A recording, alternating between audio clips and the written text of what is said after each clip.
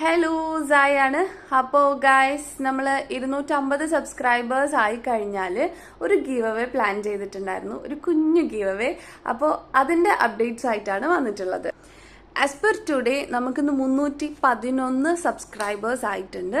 നമ്മുടെ ചാനൽ ഇപ്പം ഒരു എനിക്ക് തോന്നുന്നു ഓൾമോസ്റ്റ് ഒരു 12 to 13 ഡേയ്സ് ആയിട്ടുണ്ട് സ്റ്റാർട്ട് ചെയ്തിട്ട്. അപ്പം ഞാൻ ഓൾറെഡി പറഞ്ഞിട്ടുണ്ടായിരുന്ന കാര്യം, നമ്മൾ ഗിവ് അവേക്ക് ആളുകളെ സെലക്ട് ചെയ്യുന്നത്, വിന്നേഴ്സിനെ സെലക്ട് ചെയ്യുന്നത്, ഒന്നാമത്തേത് സബ്സ്ക്രൈബേഴ്സിൽ നിന്ന് റാൻഡം ആയിട്ടുള്ള ഒരാളെയും, രണ്ടാമത്തേത് നമുക്ക് ഇഷ്ടപ്പെട്ട ഒരു കമന്റ് ഇടുന്ന ഒരാളെയാണ്.